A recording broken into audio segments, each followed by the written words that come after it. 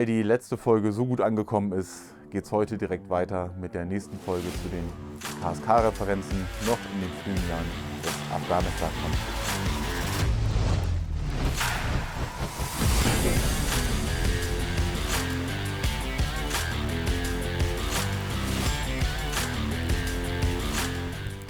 Herzlich willkommen hier zurück auf dem Gear-Reference-Kanal. In der heutigen Episode machen wir ein bisschen weiter mit den Referenzen zum Kommando Spezialkräfte in Afghanistan in den frühen Jahren.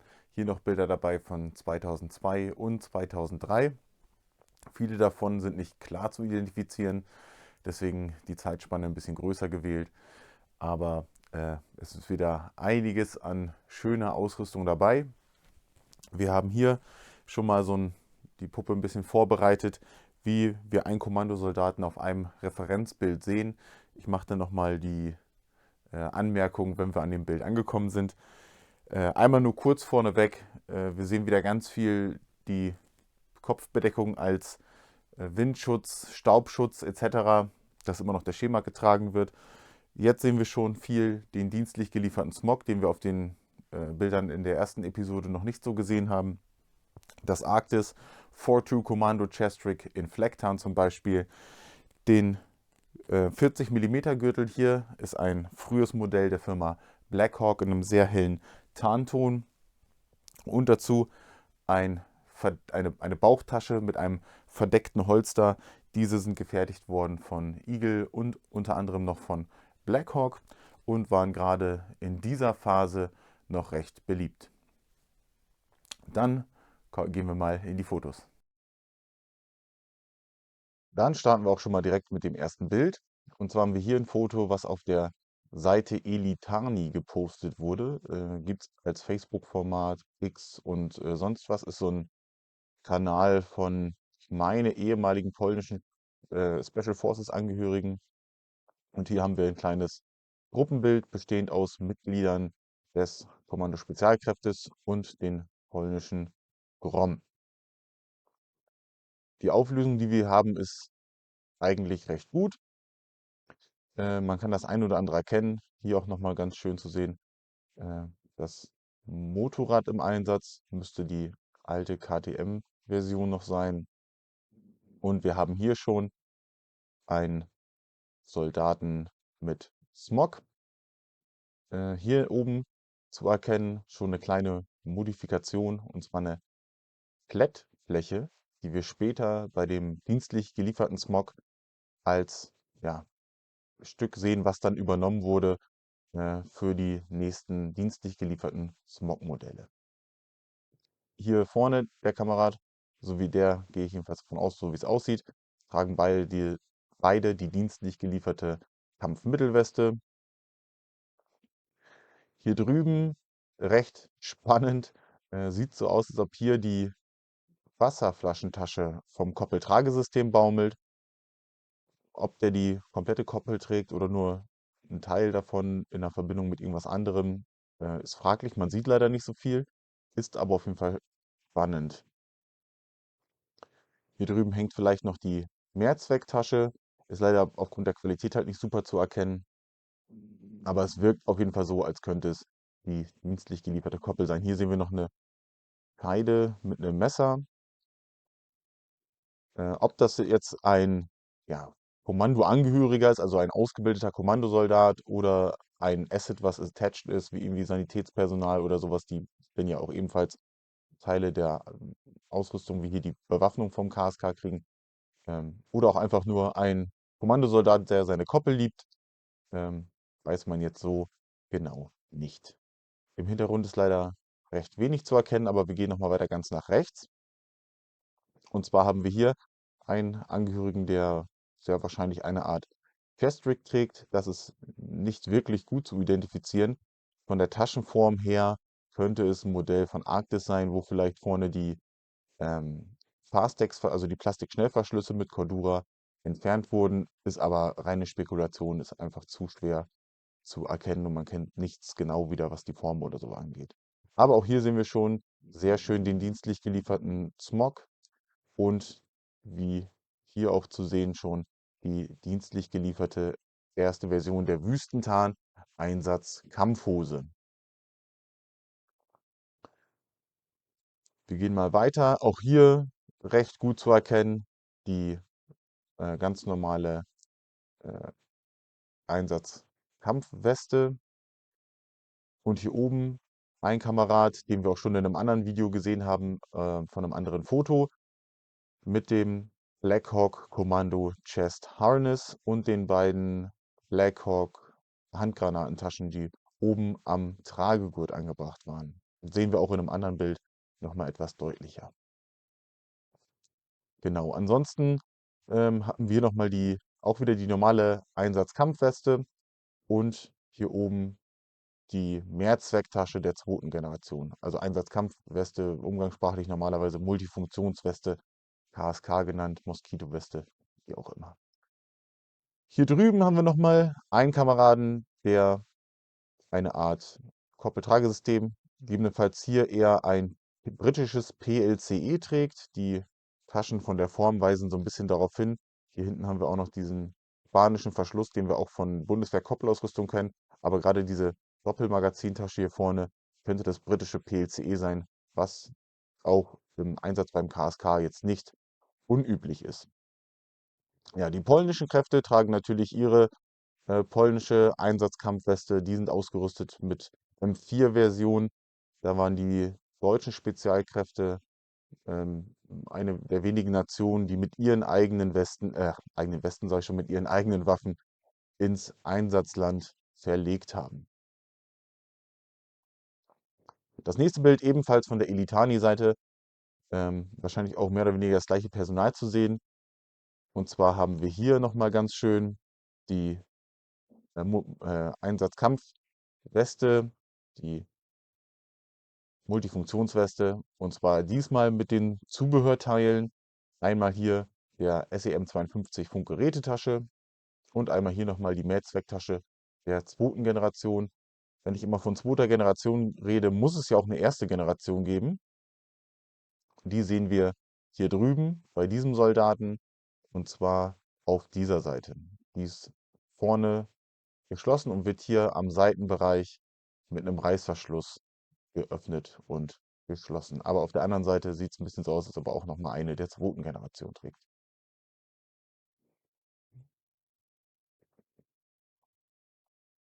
Hier unten wieder die dienstlich gelieferten Wüstentarnstiefel, frühes Modell, die Einsatzkampfhose. Hier unten noch das Holster zur Multifunktionsweste. Und was wir noch haben, sind die Peace- und Schutzhandschuhe, die auch hier getragen werden. Und hier sieht man auch nochmal schön das schwarze Leder, das den Unterschied bringt, ebenfalls optisch, zu den US Flyers Gloves. Der Kamerad hier hinten auch sehr wahrscheinlich die Multifunktionsweste, hier in der Mitte der Schnellverschluss aus Plastik und trägt auch Smog etc. Hier haben wir ein Bild, was im Spiegel einmal abgedruckt wurde, genauso wie das Bild, was als nächstes kommt. Und zwar haben wir hier KSK-Soldaten im Wolf in Kandahar. Wird wahrscheinlich irgendein Reporter vor Ort aufgenommen haben. Äh, Ganz schön, was man erkennen kann, ist mal die Rückseite der Multifunktionsweste. Bei diesem Kamerad erkennt man leider nicht genau, was er trägt, aber wir sehen auch mal, hier wird noch der Springerhelm getragen, hier wieder irgendeine Carrera oder Uvex Staubschutzbrille. Was noch ein schönes Detail ist, ist das MG3, möglicherweise hier schon hinten mit dem Handgriff, der quasi auch bei Hubschrauberbesatzungen, den Doorgunnern im Einsatz war, um die Waffe hinten an einem speziellen Griff auslösen zu können. Das Ganze müssten wir hier nochmal in der Bilderreihe mit dabei haben, wo man es besser sieht. Der Fahrer hier vermutlich dieses Dreier Beinpanel Eagle Industries Triple Flashbang SAS Dropleg. Das müsste die genaue Bezeichnung gewesen sein. Wenn wir uns auch irgendwann nochmal angucken. Einfach nur eine Verlängerung, um nochmal 3 Flashbangs am Bein mitzuführen, was damals Teil des Black Kits war. Im anderen Video habe ich schon gesagt, dass Black Kit, dieses Schwarzzeug, die komplett schwarze Uniform zum Retten und Befreien, was damals so das übliche Kit war. Hier noch ein weiterer Shot, auch im Spiegel abgedruckt gewesen. Und hier sehen wir nochmal was ganz Cooles, und zwar das G36K mit Zweibein Sturmgriff, dem Trommelmagazin und hier dem Staubschutz, Staubschutzkappe fürs G36. Und in den Video zur ersten Reihe vom KSK in Afghanistan, da war ganz viel das kurze EOTech. Hier sehen wir jetzt schon die lange Version. Was man ansonsten noch schön erkennen kann, ist, hier ist noch ein Karton mit amerikanischem MRE. Wir haben hier nochmal so ein Gurte, die gespannt sind, wo hier so ein Dreieck gebildet wird. Das ist sehr wahrscheinlich zum Durchführen einer Waffe, um ein bisschen Stabilität zu geben bei der Fahrt. Hier hinten der Sitz mit Jute oder sowas abgetarnt, um wahrscheinlich nochmal drin rückwärts sitzen zu können, wird er wahrscheinlich umgedreht worden sein. Das sehen wir sehr häufig bei den frühen Aufnahmen. Hier drüben sieht es ein bisschen aus, als ob hier noch eine Bunkerfaust sein könnte. Genau, ein bisschen Kanister noch dabei. So, gehen wir noch mal wieder auf die Ausrüstung. Hier sehen wir noch mal ganz schön den Bringerhelm. Hier eine Art Gletscherbrille, so rein optisch. Ob die so ja, dienstlich geliefert war, privat beschafft, wie auch immer, sehr, sehr schwer zu sagen. Hier guckt noch eine Antenne von einem Funkgerät raus, vielleicht XTS-Serie, Motorola war damals gang und gäbe. Die Einsatzkampfhose. Die Stiefel sehen ein bisschen aus wie das ganz normale alte Modell der Kampfstiefel. Das Tragesystem, was hier getragen wird, ist leider nicht so richtig zu erkennen, aber dafür von der Person, die dahinter steht. Und zwar sehen wir auch hier hinten die Smog-Tasche, also auch dieser Kamerad trägt einen Smog, der hier vorne eher eine Feldbluse. Hier oben sieht es ein bisschen so aus, als ob hier die Aufschiebeschlaufen sind für die Dienstgrade.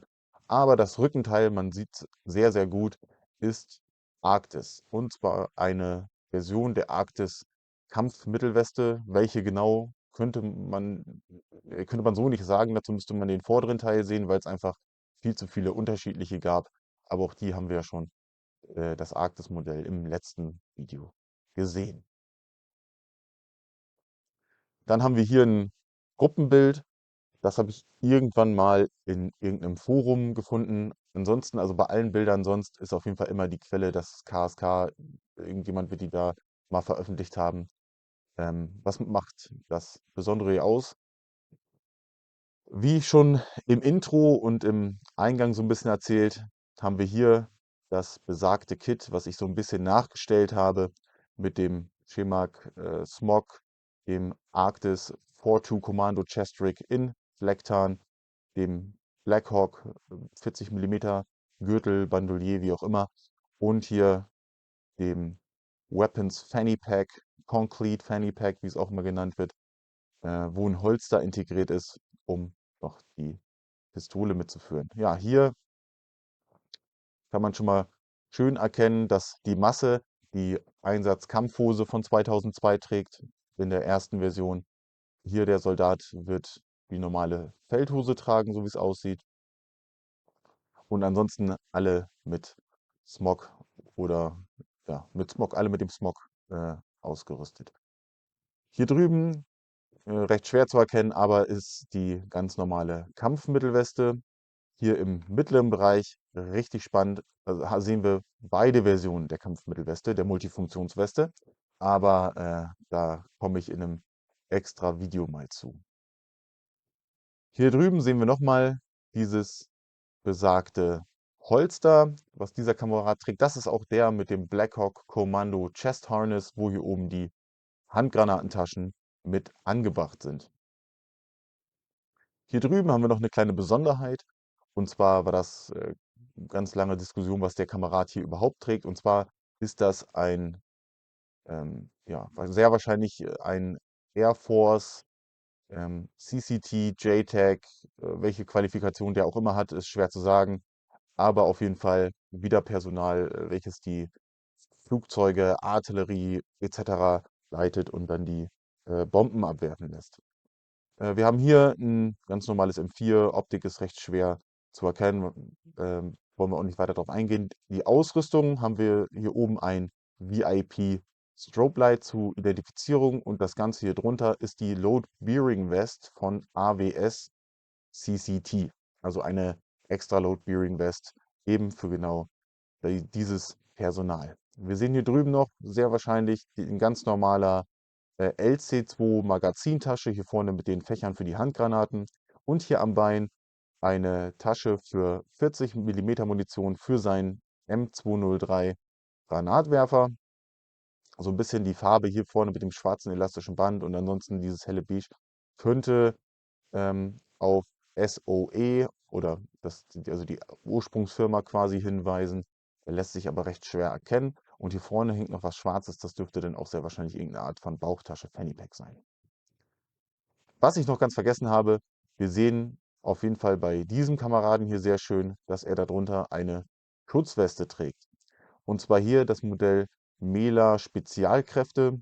Da kann man auch den Unterleibschutz quasi abnehmen. Ich glaube hier, der wird auch vielleicht noch einen drunter tragen, ist aber sehr schwer zu erkennen. Das war dann so auch damals die ganz normale Standardschutzweste, mit der das KSK rumgelaufen ist. Hier nochmal wird eine Basecap getragen anstatt des Schemarks oder des Tropenhuts. Ist ja auch sehr populär.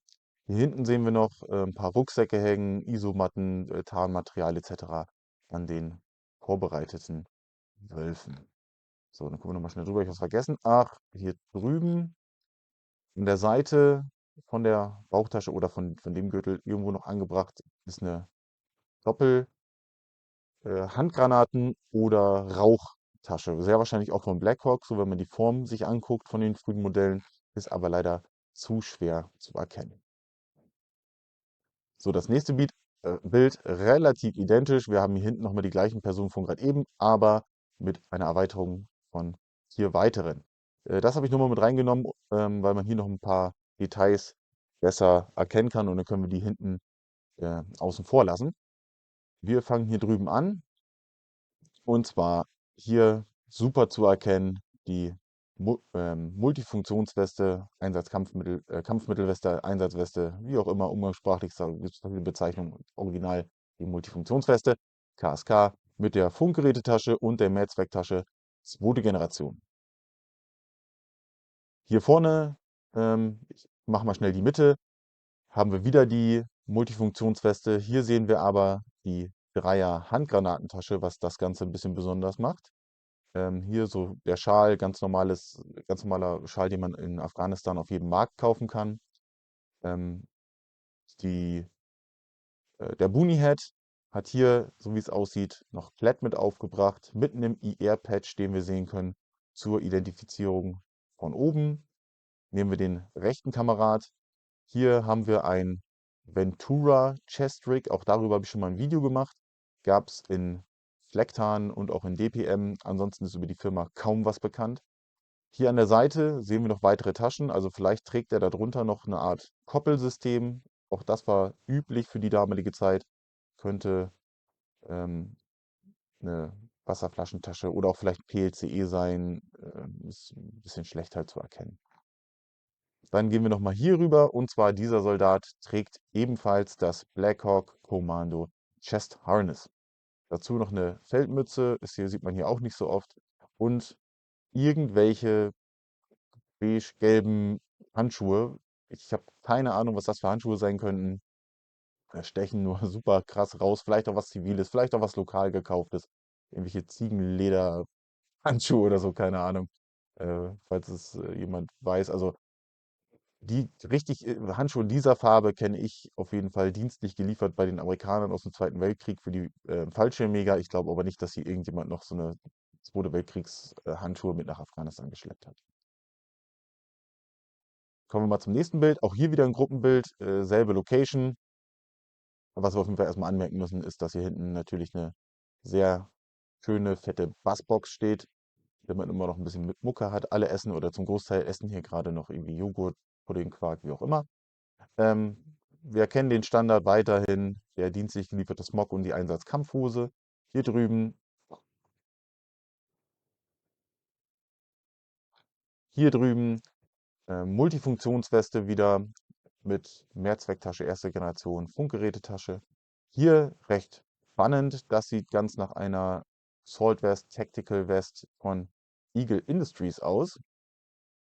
Ich habe noch nie versucht, ob da G36-Magazine reinpassen. Oder vielleicht hat der Kamerad auch gar kein G36 dabei, sondern eine andere Waffe, dass er sich diese Weste ausgewählt hat. Ähm, recht interessantes Stück auf jeden Fall, sehr wahrscheinlich in Schwarz gehalten. Vielleicht ist es auch wieder nur einfach ein Soldat, der angegliedert ist von den Amerikanern, der die Weste trägt, aber sieht man sonst auch nicht oft. Gehen wir rüber. Hier sehen wir die Tactical Tailor Modular Assault Vest in der Split Front Ausführung. Hier vorne Split Front mit den beiden Plastik-Schnellverschlüssen, um das Ganze zu trennen. Das Ganze hier eine sehr frühe Version in so einem ganz speziellen hellen Tarnton, den es so, meine ich, auch nur bei Tactical Tailor gab. Hier drüben wieder ganz normal Multifunktionsweste und hier unten nochmal eine kleine Besonderheit, ein London Bridge Trading 1879 Chest Rig, entweder in beige oder also Tan oder eben in Three Color Desert. Auch das war bei einem Angehörigen vom KSK im Einsatz. Hier vorne dieses, was Oliv ist, sind so ja, Gummibesätze, die noch am Stoff mit dran sind, damit Magazine etc. Nicht so schnell irgendwelche Kanten in kaputt machen und die Tasche kaputt geht. Kommen wir mal zum nächsten Bild, recht äh, klein, leider, aber hier möchte ich nochmal auf was Besonderes hinaus. Und zwar haben wir hier nochmal sehr schön die Multifunktionsweste abgetarnt, aber der Kamerad hier hat nicht nur einen Höhen-Paint-Job auf seinem G22, was wir gleich nochmal aus einer anderen Perspektive sehen.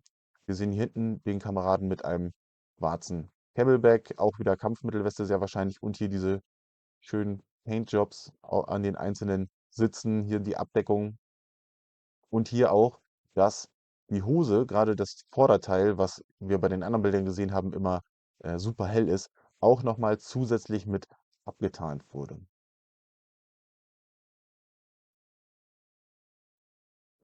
Hier das G22 nochmal zu sehen, von gerade eben mit den hellen Flecken.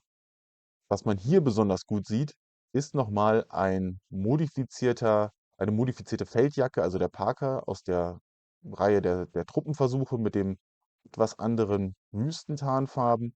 Und hier sehen wir halt sehr gut, dass zusätzliche Taschen in einer anderen Tarnung aufgebracht wurden und so sich halt eben die ersten Smogs gebaut wurden. Haben wir gleich noch eine schöne andere Referenz. Ich springe mal weiter.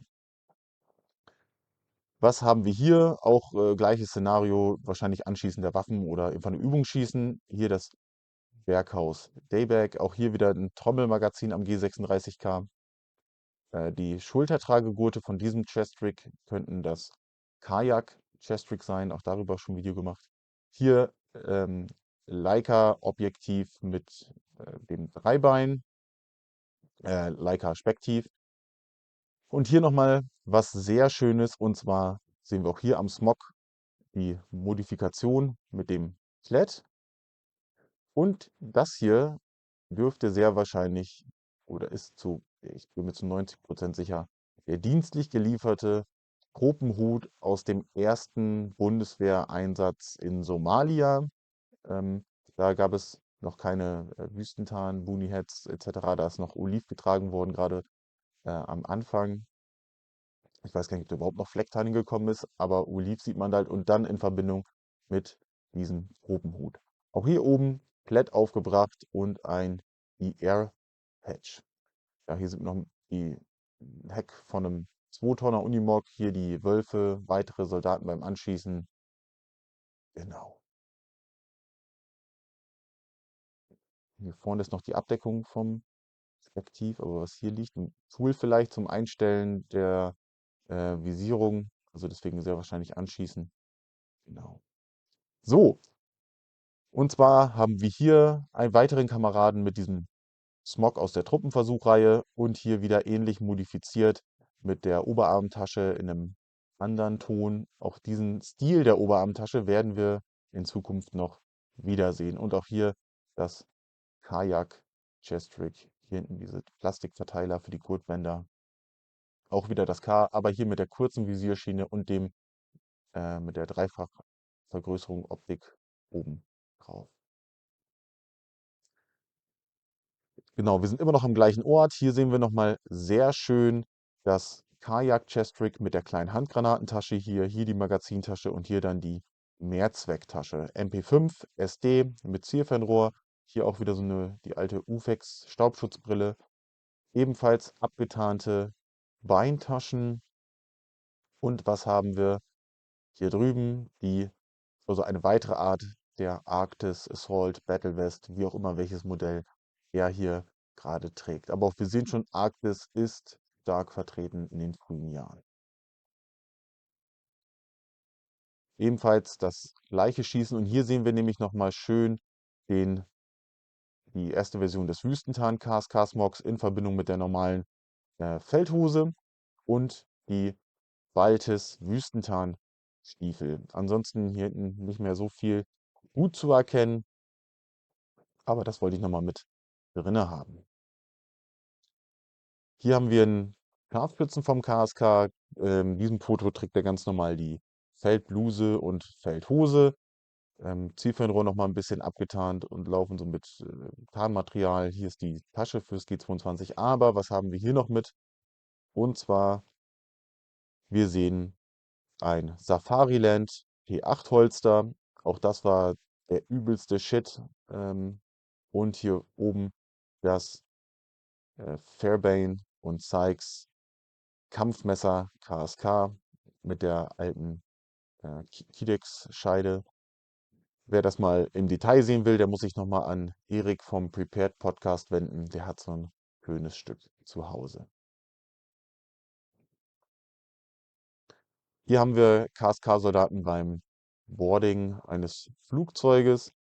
Ähm, alle noch schön ausgerüstet mit dem Berghaus Cyclops 2 oder Atlas Cyclops 2, habe ich immer noch nicht nachgeguckt, wie es heißt. Aber wir sehen hier nochmal eine andere Kopfbedeckung im Einsatz. Und zwar trägt dieser Kamerad hier den Pakol oder wie das ausgesprochen wird, also eine traditionelle Kopfbedeckung aus Afghanistan und in einem bestimmten Bereich in Pakistan wird das auch noch getragen, bei den Pashtun meine ich. Genau, und alle schwer bepackt mit Waffen etc. machen sich wohl auf den Weg. Hier ein sehr spannendes Bild. Hier gibt es nicht viel drauf zu erkennen. Hier hinten noch eine Sprengung, Explosion, wie auch immer. Und hier vorne schon KSK-Soldaten in einem Humvee. Das sind Fahrzeuge von den Navy SEALs, also die sind wahrscheinlich zu der Task Force K-Bar, die ja alle unterstellt waren, zur Verfügung gestellt worden. Aber ja auch eher ein ungewöhnliches Bild. Aber dazu haben wir noch ein zweites. Und zwar ist das auch vom KSK hier. Das ist abgedruckt worden im Eagle, auch schon öfter. Und zwar wollen wir hier mal kurz ein bisschen reingucken. Erstmal mache ich hier hinten, hier haben wir einen schönen Three-Color Desert Thermobag, Camelback.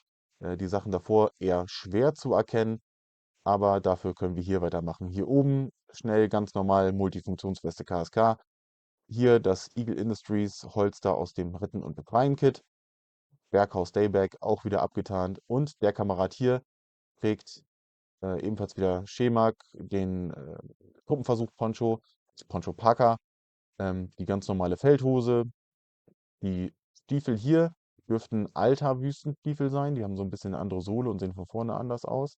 Und dann haben wir hier eine Arktis Assault Vest. Hier sehen wir sehr schön diese Taschenform und hier die Plastik-Schnellverschlüsse über den Taschen. Welches Modell das genau ist jetzt auch wieder ein bisschen schwerer zu sagen. Könnte die sein mit den modularen Multifunktionstaschen hier vorne dran. Hier scheint noch eine dran zu sein, die ist möglicherweise entfernt. Also die konnte man über Canadian Slotted Buttons abnehmen. Und dann haben wir hier noch die, äh, die Schutzbrille Eis und Schnee müsste sie, glaube ich, heißen. Die habe ich auch mal in einem Video beim Unboxing dabei gehabt. So ein grünes Teil, relativ selten zu sehen, aber genau die wird hier im Bild getragen. Dann haben wir hier so eine Gruppenaufnahme, da heißt es immer Navy SEALs und KSK im Einsatz. Ja, mag sein, kann natürlich aber auch wieder einfach ein Uniformtausch sein. Wenn die zusammengearbeitet haben, haben das Zeug weiter behalten und genutzt, wie auch immer. Was auffallend ist, ist, dass keiner von denen hier 'n G36K dabei hat. Das sind alles M4-Versionen. Auch das wäre möglich, dass die einfach mal die Waffen der Amerikaner genommen haben. Deswegen gucken wir uns einfach nur einmal grob die Ausrüstung an. Auflösung ist leider nicht so gut, aber wir gehen einfach mal von links nach rechts. Und zwar haben wir hier ein Tragesystem.